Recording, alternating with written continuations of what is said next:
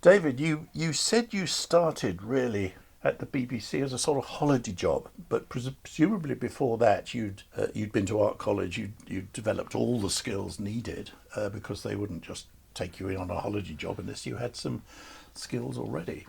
That's true. I applied when I left college to join the BBC design department, but they didn't have any vacancies at the time.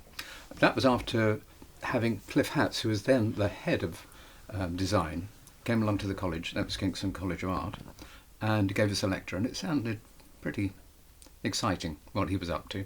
So, although I didn't get in straight after college, I went off to do various other design jobs, interior design, furniture design, you name it, I did it. Then there came a point in my life where it didn't matter much if I changed jobs. It didn't matter particularly how much money I earned.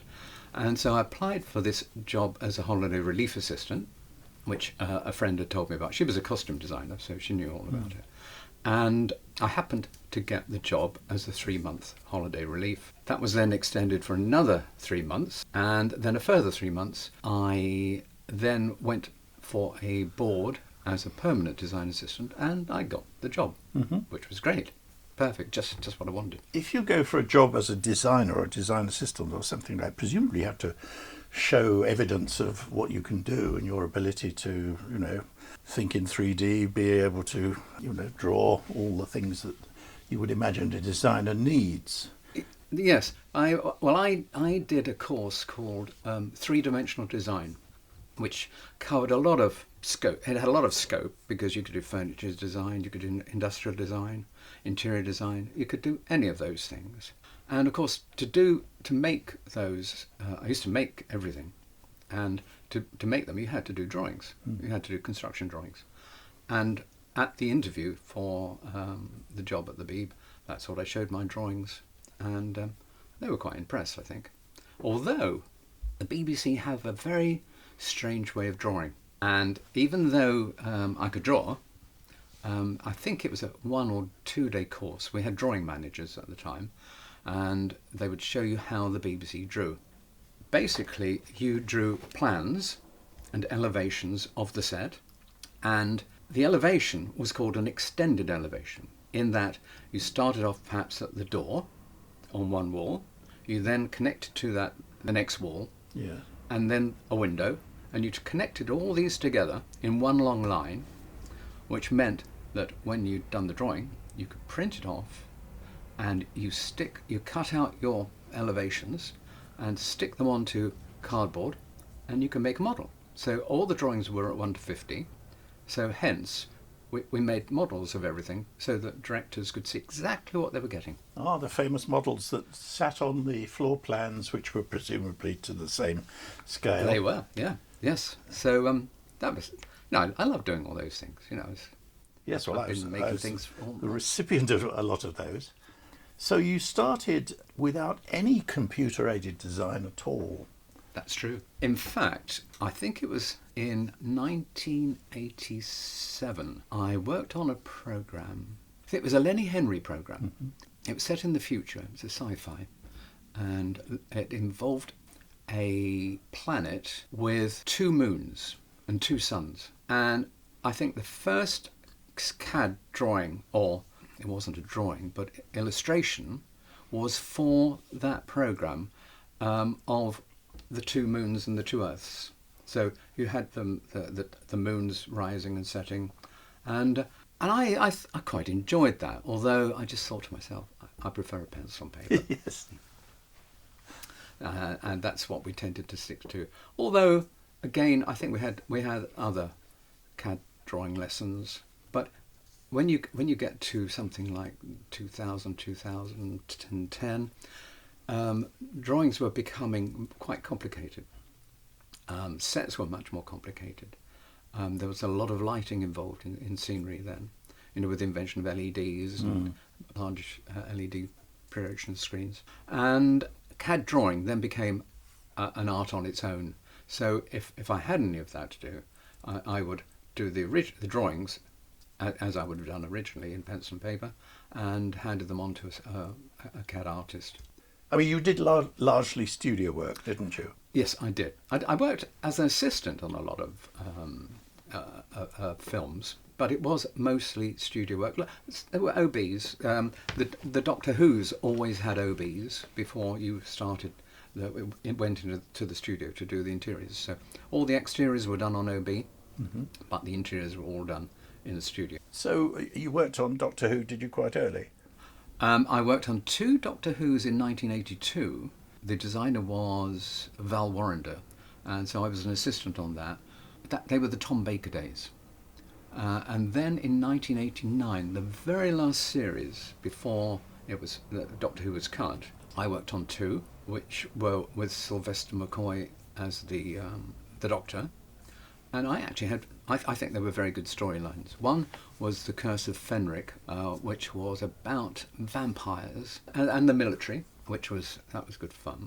We were working at a military camp, an army camp down in East Sussex. We had part of the camp, and we had to build the gatehouse. And we were given one of the huts, which were all immaculate. The floor you could have eaten off of them. They were lino. And they were polished every day. And this particular one had a suspended ceiling. And we turned part of it into the commandant, I suppose he was the captain of the camp, so that everything was German. We had German flags, and a big German desk, and Biedermeier furniture. And one of the pieces of furniture was a chess set, which actually, when the Doctor and his assistant went into the room, they were just lifting things up and down, and they lifted up one of the chess pieces without realising that there was actually a bomb underneath it. And the Doctor realised the moment it was moved. So they ran like hell out of the door and ran out in front of the camera, and this almighty explosion happened, and the window was blasted out. And we went into the hut afterwards. The floor was wrecked. And the ceiling was like a wave, a sea of waves. So I'm afraid the production had a bit of a bill for that. I remember the 2 design assistants saying, we always double the amount of explosive that the designer says. They said, but didn't realise it was quite that much. And there was a wonderful shot of the Doctor diving towards the camera with all this shrapnel flying everywhere and flames. And it was wonderful. Presumably they wouldn't do that these days, would they? I'm not sure if health and safety would want that to happen exactly like that. They'd probably use a lot more sort of green screen. Green screen, yes, quite. Yeah. Oh dear, green screen, yes. As a designer, you have to work clearly to a director. How did you find working with directors on the whole? I think I had a very good time with directors. There were some that I admired, and others that, you worked very well and you got on and did it. One particular director I really got on well with was David Bell. We worked on a programme called Simon and the Witch, from a children's book, and that was a lovely thing to do. Oh, what other things with him? Grange Hill, again, a classic children's programme. And we had to do a scene on a train, on the tube train, and it was supposed to have I don't know if you remember those panels with push buttons at the end of the carriage, where sometimes the guard got in and opened it up. And but this tube line, which was a line never used, I think it was between Holborn and the Aldwych. Ah, yes. And closed down, didn't it? It was a little bit of the Piccadilly line. Yes, but they allowed filming on it, and so I had to get one of these control panels made up to stick on the front of the carriage, because the children were doing something rather naughty. I can't remember exactly what, but but it's little things like that I used to find really exciting to do. I don't know there are any props, but I think you can find, as a designer, I used to find anything exhilarating. Yes. And I got married in 1987. I remember saying to my wife, I'll see you later, I'm off to college now. And then I said, no, I'm not, I'm going to work. But it was just like being at college. It was great fun. We were split up into groups in the design department. When I started, there were 150 people. Were there? You had got them, and that's including the managers, the printing room.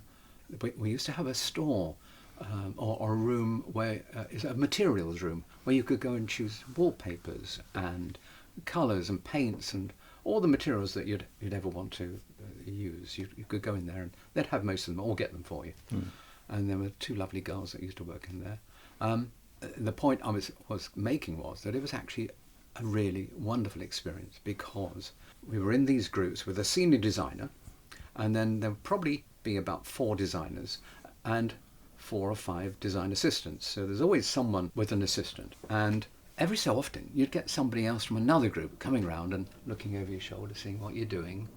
And there was one guy in my office, John Asbridge, who I remember used to come up and he'd rest his elbow on your shoulder and he'd say, what would really be nice there would be, and you'd be thinking, oh, I'm doing this. But it was fun. Yeah. And then, of course, we had the lunchtime groups of designers who would go around the studios when the studio was broken for lunch.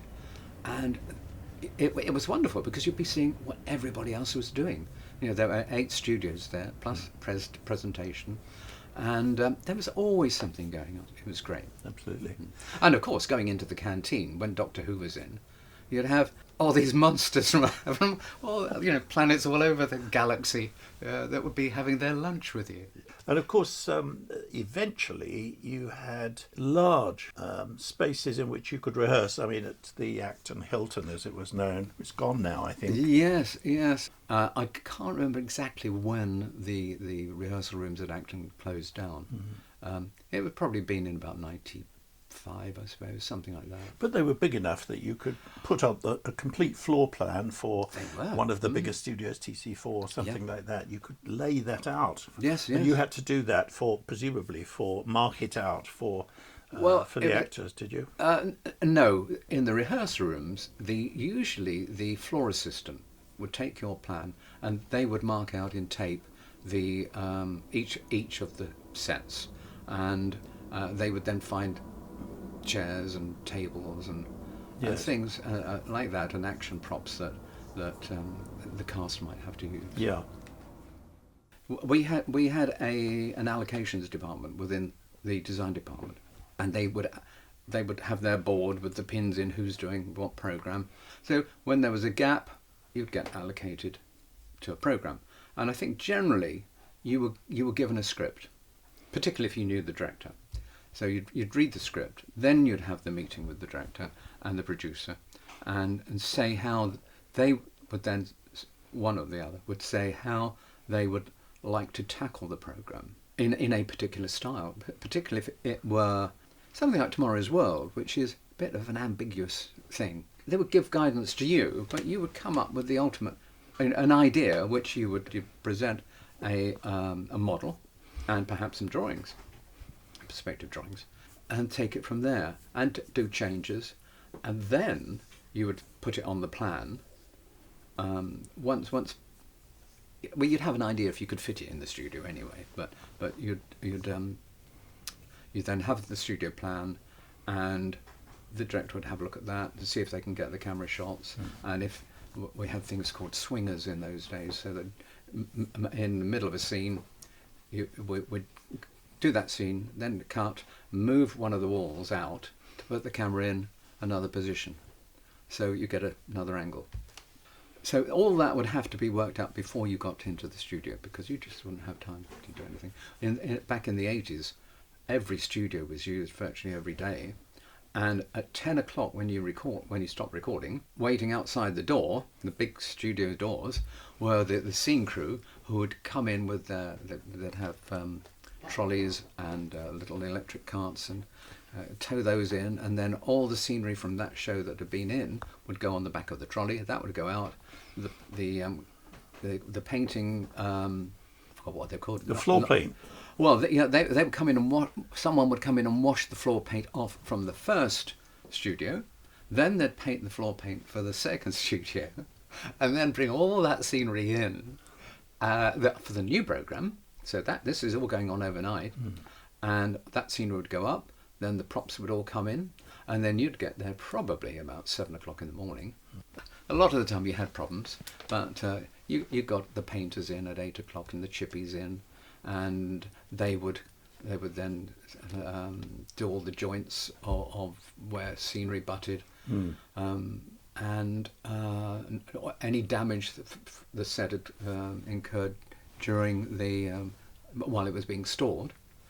And sometimes left out on the ring road where we had a lot of pigeons. I don't know if you remember them. So the scenery sometimes came in a little bit worse for wear. And of course, it was it was an overnight set and light. And So light, yeah. what was the relationship between you and the resource coordinators, or the TM2s or the TM1s or whatever they were called? Well, you would obviously give a plan to the lighting director. You would have actually a technical meeting prior to the studio, where the technical bods, like the lighting director, the TM1, who I think that they, if I remember rightly, they provided any landlines that were needed or any technical equipment that was needed, and the lighting director would be there. You would, in the studios, you would have scene hands who would move scenery and props during the course of the program. So you'd have the supervisor there, and with the producer, the director, and you'd go through the script and mark down what you had to do and everything that was required, and discuss with the lighting director what lighting effects you want. Yes, because I mean the lighting is part of the design in the sense. It is a very important part of it. I think it is. The lighting has become even more important these days. So, and in fact, I think a lot of the time the lighting director gets more prominence than the designer, because there are so many ways of lighting. If you look at programs like Strictly Come Dancing, the lighting on that is phenomenal. And I look at it sometimes. I think, how did they do that? Now, tell me about things like, I don't know, suppose you were doing something like a political drama where you want the House of Commons. Mm-hmm. Do these things exist as a hireable resource? There used to be. I'm not sure how they exist now. I remember that Granada used to have a set that was the exterior of Number 10, Downing Street. And so you could rent that by the day. I also remember things like courtrooms, where I did one of the first programs I worked on as an assistant. Had a scene in the Old Bailey at the end. It was about a murderer, and we had to build the dock and the the sort of judge's bench. Yes, of that particular courtroom.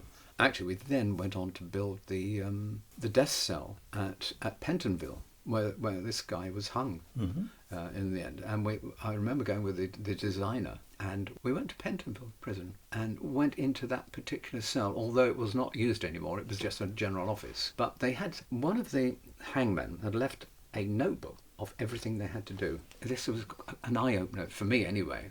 I didn't realise that the trap door actually had to be stopped from swinging when it was let down. It had bolts that locked it in the down position when they were down. Otherwise, the weight of them would have sprung up and chopped the guy in half.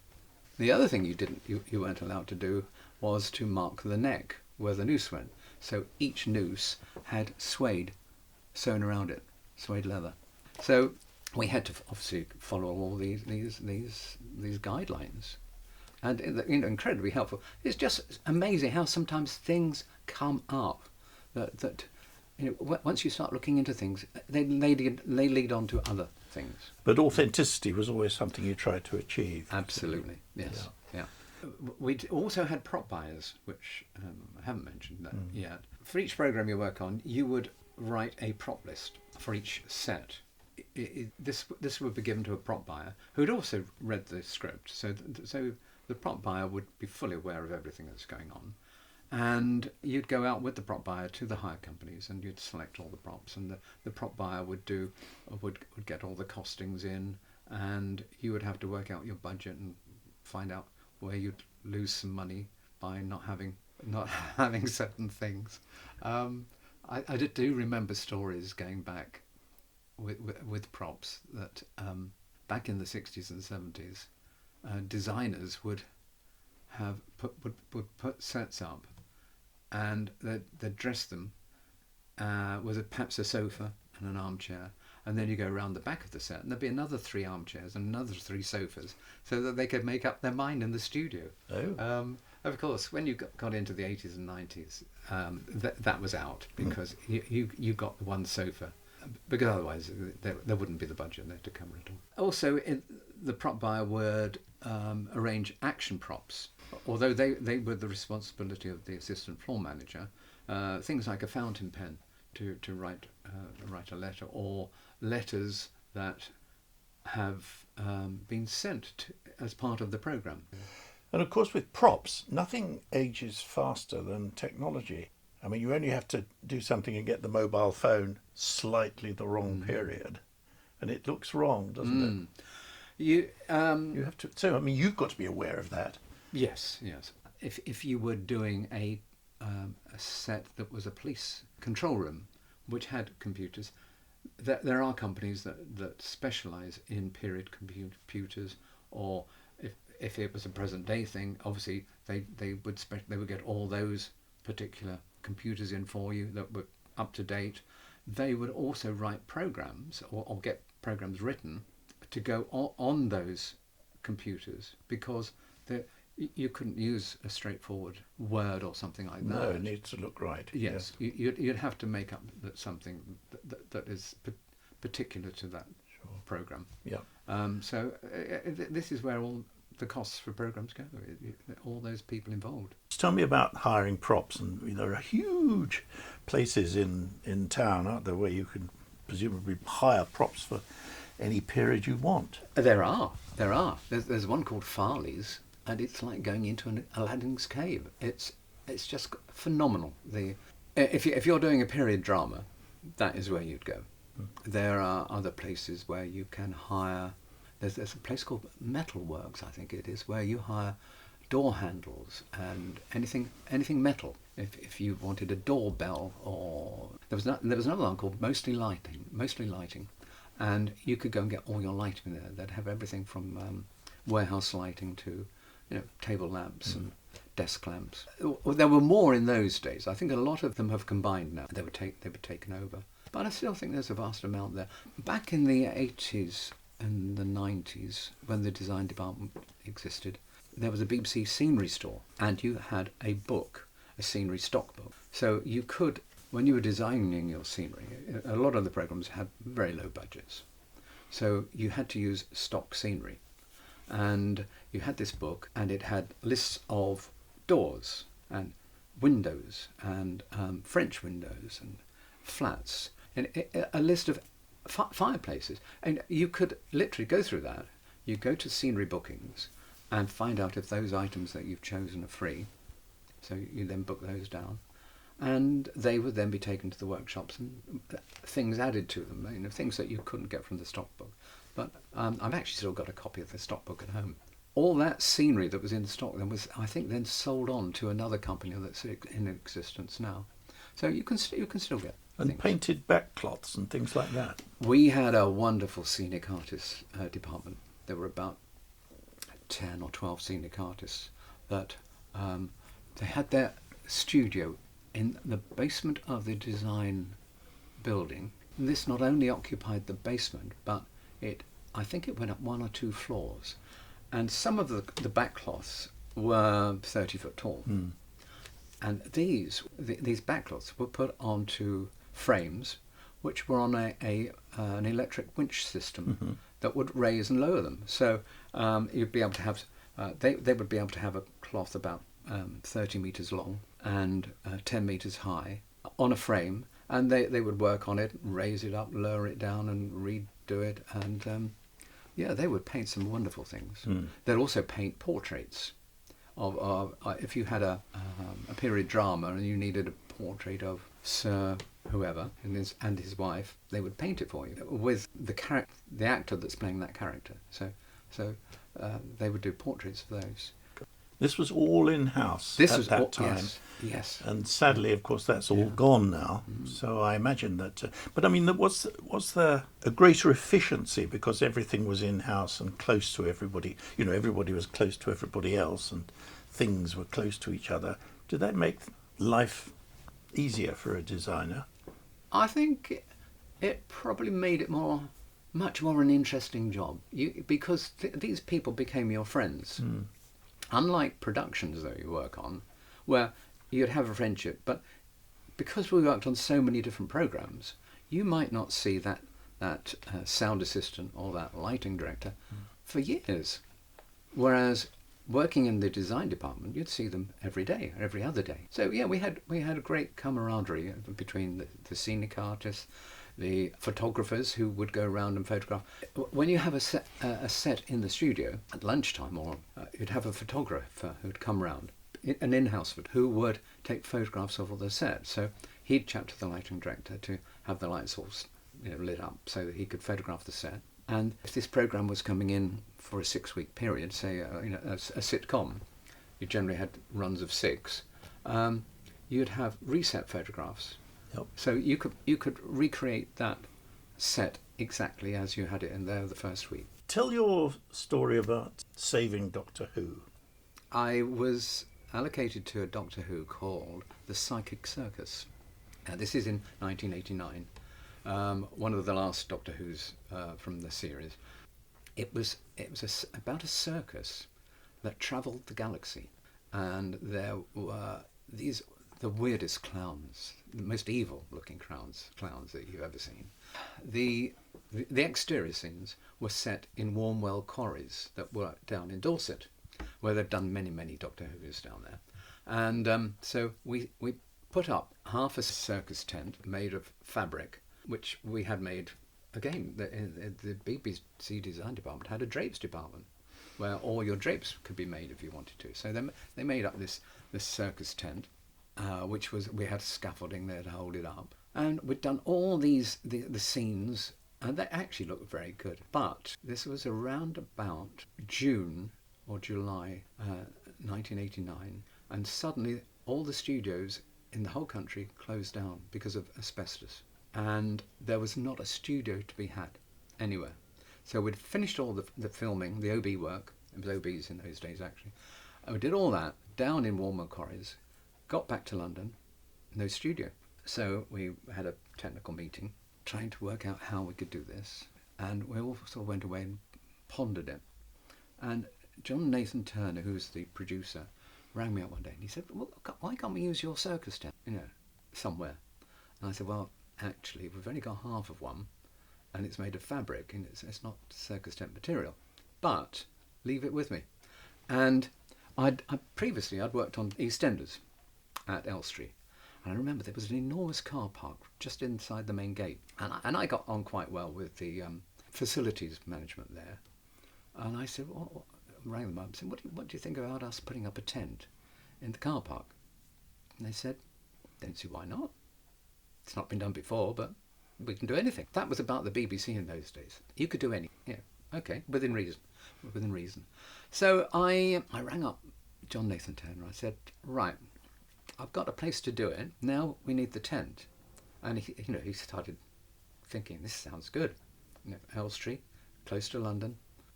And I searched around and found a company called Neptunus, who were Danish, who were the first company to do these very large tents that you see at events that are unsupported in the middle. They have fiberglass sides with dimples in them, so you can have 10-foot panels. So we got them to put this big tent up there, in which we then put the scenery. So we put our circus tent inside this studio, which we'd built. We built this studio out of this marquee, really. And it then became our studio for a month or so. And everything, we put other sets in there, other parts of the tent, the backstage areas, the corridors. And one thing I always remember that really worked out well is that if you do something in a studio television centre, you always had to have a painted floor. Or, if you were lucky, you put lino down. Here, part of this tent was a wooden floor. So we had these clowns running down corridors, and you actually had the sound of wood and people's feet running, which was wonderful. And I also made these corridors out of a silk-like material. I always remember that the clowns running down these corridors, and their silk would bellow in and out, a really eerie sort of visual sensation. It was great, and it all worked perfectly. So otherwise, you would have had to have postponed that series, presumably. They would have lost it altogether. They would have just thrown it away. Really? Yeah, it wouldn't have existed. I don't remember all the studios being closed because of a sudden discovery of asbestos. Well, it had been going on for a month or so. Tell me about that. Yeah. Well, I think it, from my memory, it happened probably earlier in the year that a couple of studios, I think 3 and TC3 and 6, were found to have asbestos in them, and the BBC just didn't want to take the risk of upsetting asbestos. So they closed them all down, and then consequently the programs that were going in there, which were many, would need somewhere else to go. So producers would quickly find studios throughout the country that they could take their programs to. This was 1989. I think it was 91. Yes, it was coming up to producer choice, Yes, wasn't it? Yeah. I think that happened in 1991 when we had John Burt as the Director General. That's right. Now that's presumably when the dismantling of the department began. Yes. Well, when John Burt arrived, I always remember hearing from, I think it was the 1987 election, Margaret Thatcher saying she will never privatize the BBC. And when someone like Margaret Thatcher says that, you know that's exactly what she's thinking. Hence, John Burt came in, and each department was turned into a business unit. And as you said, producer choice came in. So a department like design could never really survive. And the only way it survived was that gradually they reduced the members of staff. And of course, producers, when producer choice came in, they could go anywhere for their designers. And literally, staff weren't needed at the BBC. I think that went on for about 2 years. But suddenly, somebody somewhere realised that actually it wasn't such a good idea, and I think there was an edict about 2 years later that Variety had to use in-house staff. So I don't know how the producers felt about that, but from the 150 members of the design department back in 1978, when the department was disbanded in 1996, 97, it went down to 35 members of staff, and I was actually the person who switched out the lights at Television Centre. I was the last designer there, and I worked through till the end of July 1997, because I then had a month's holiday to take. So I was due to finish working there on the 1st of September. Well, an emotional thing for you in a way.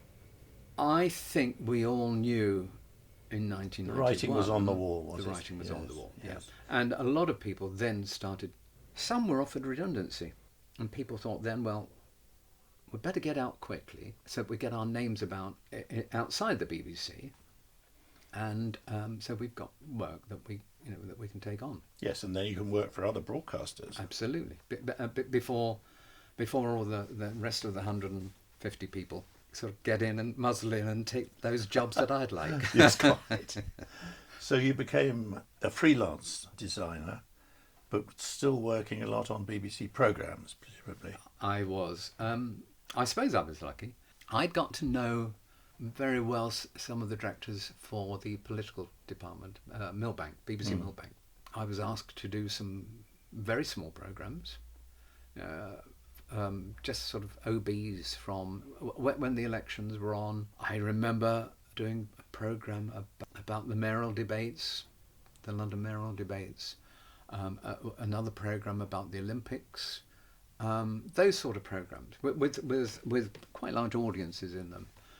And I was quite fortunate in that the one big programme that the money is spent on in the political department was the general election. It was put out to tender, for not tender, but designers pitched for it. And With Rob Hopkins. Rob Hopkins, Yes. he was the director. I remember going to him with. I'd been working quite a lot, so I didn't actually have time to do an awful lot. And but I had some sketches, and I came up with this idea, which he immediately grasped. He said, "That's brilliant."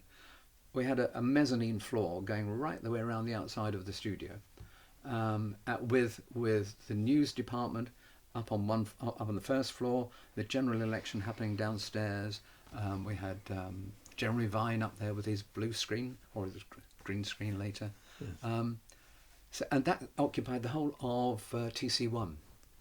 Part of the brief was to make it look like a BBC building, which was quite amazing. Yes. Was many people who hadn't seen it in the studio thought it was Television Centre, the actual building itself. Because we had a camera outside looking at the main entrance to Television Centre from where the studio would be.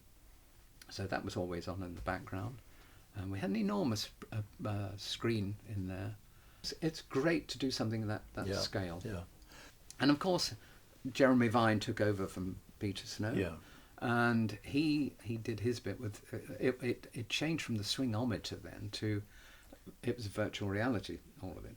And I remember that I was the one who always got the job of drawing the map of Britain on the studio floor, so that when Jeremy Vine was walking around the virtual UK, he knew where he was. He knew where he was.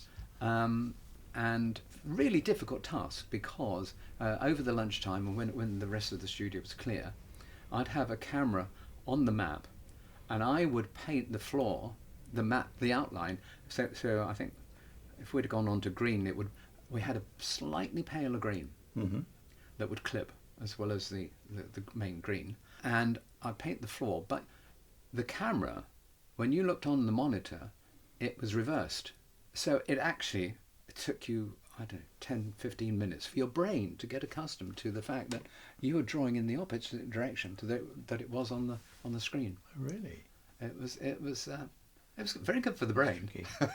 So design department disappeared as a BBC resource, along with a lot of other BBC resources, and you went freelance. But you spent most of your time within news and current affairs, I think, when you were freelance. Is that right?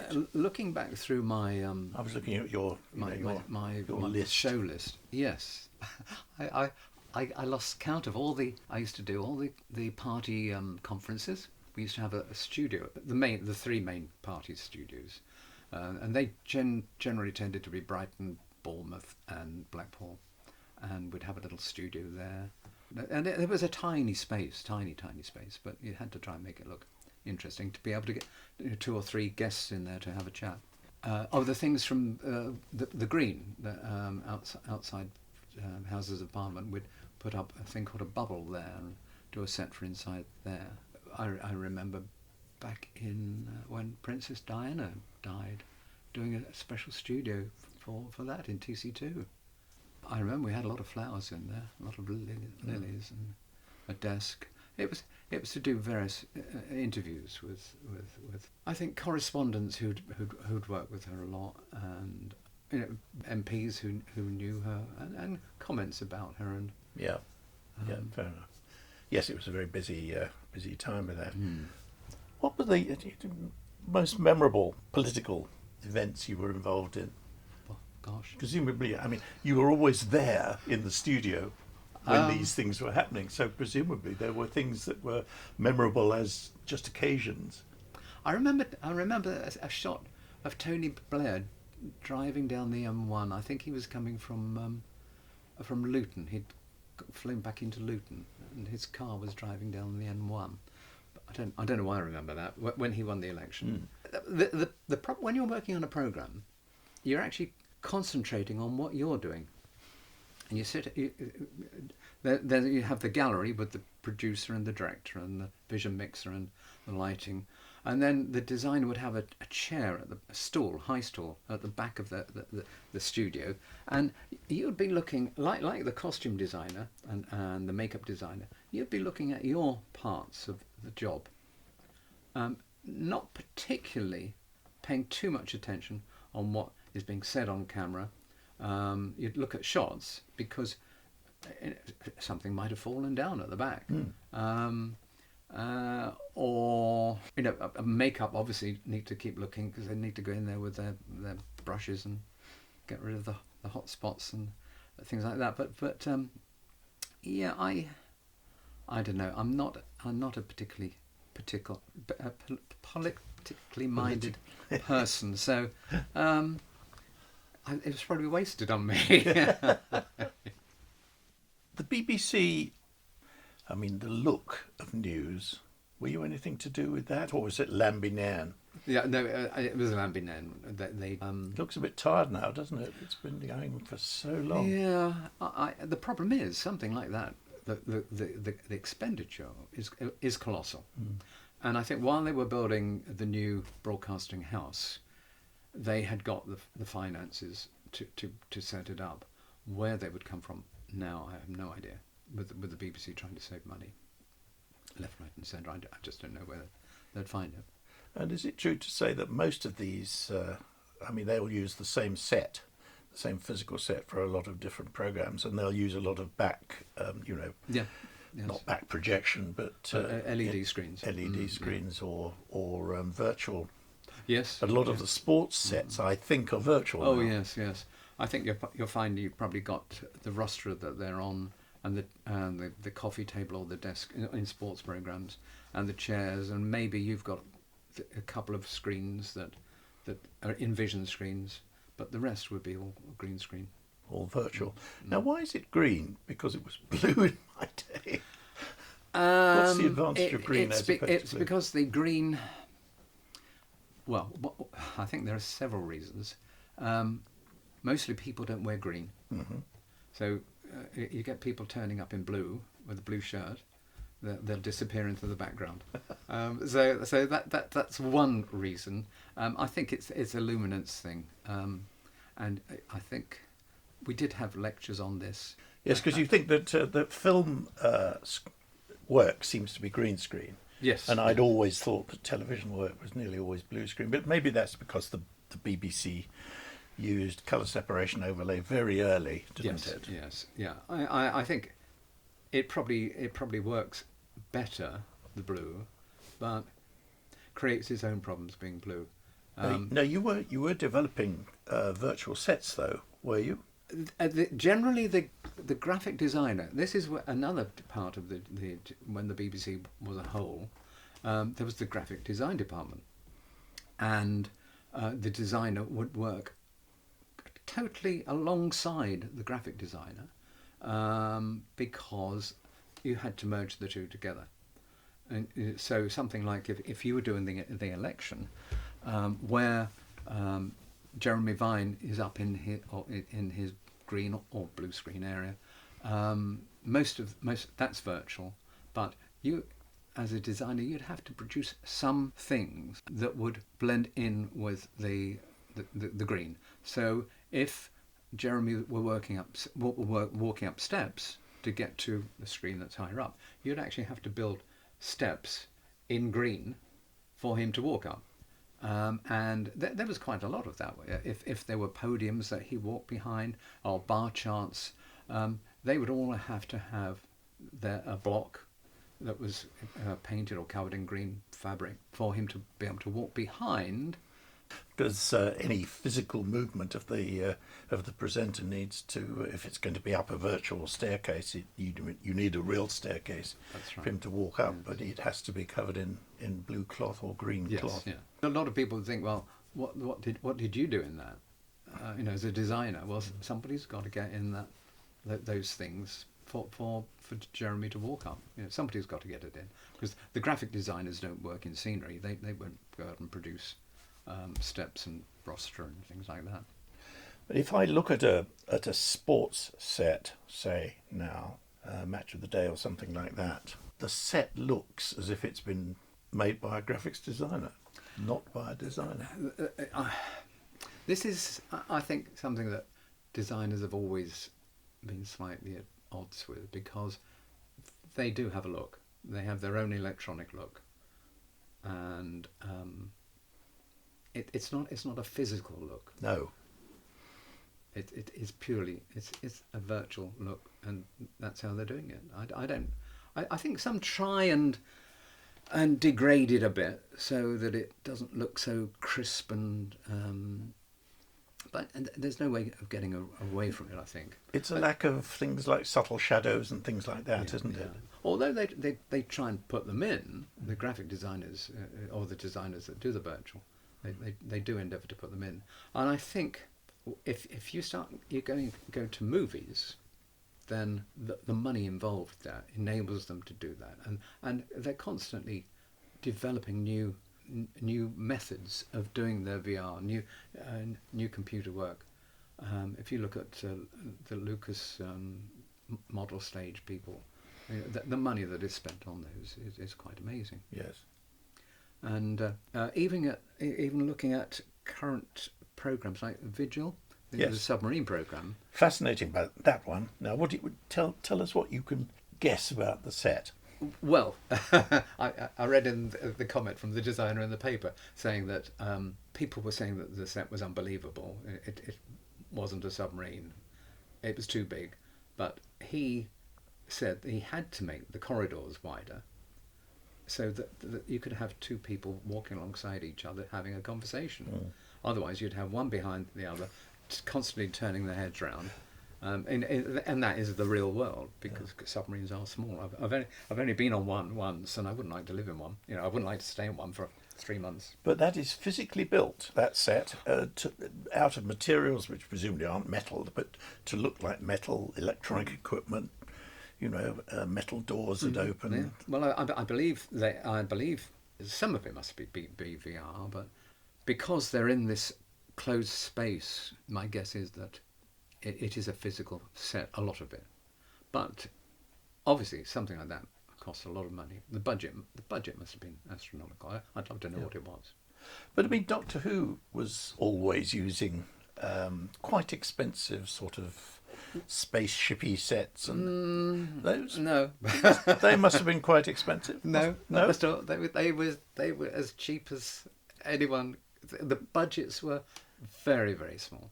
Very, very small. For Doctor Who? Yeah. Oh, really? Yeah.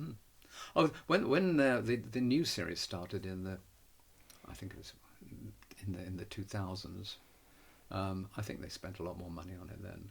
But no, the budgets were terribly small. Yes, I'm quite surprised at that, because it was a peak hour sort of program, and always thought that it was really quite expensive. But I think it was probably a bit clunkier and had a kind of rustic charm in the early days. I think that's why people liked it so much. Yeah, it did, didn't it? Things wobbled instead of looking as if... Yes. The other Doctor Who I worked on, The Curse of Fenric, set in the military camp. Nicholas Parsons played a vicar in it, and Right. it's just the job for him, just the profession. You could see him as a vicar, but they were great fun to do, and you had to use your imagination and hope that other people would enjoy the quirky bits that you did. Yes. Rather than looking at the wobbly ceilings, wobbly floors and doors. And the fact that the Daleks were clearly not capable of going up any steps. That's right. The same with the dog. I remember the story of K9, that the Vision Effects had built that and got it into the studio the first time, and everyone suddenly realised it couldn't go into the TARDIS because it couldn't get up over the step. So they then produced ramps and things for it to go over. Funny. But any more particularly memorable shows you worked on that... I did do Sports Review of the Year in 1992, the year of the Spanish Olympics, and we did that at the Queen Elizabeth Hall. That was a fun programme to do. Slightly disappointing in that we were supposed to have in the studio a Formula One car that we had to reveal, and they're pretty big Formula One cars. And then at the last minute, that was pulled. So Queen Elizabeth Hall, as far as I remember, there was room to get a piano in. I'm not too sure about the car. incredibly small, along with all those people. Yeah, no, it was fun to do. Mm. Yes. Yeah, I do have one bad memory from it though. They also had an after party, an after studio party, after program party, and I don't think I'd got enough Christmas decorations for the hospitality suite upstairs. I was too intent on getting everything right on camera that it sort of escaped me for a little while. So Was that your responsibility to get the Christmas decorations? Yes, we used to have to do all those things. And I think we, at the last minute, we got a few balloons up there, and we'd already got the tree up there, and but it could have been. Must do better, David. But do you miss the BBC? I do. It was like a big family, and I miss it. The skills of people there were such a mix. I know within the design department we had people like me that had done various designs, but we had architects.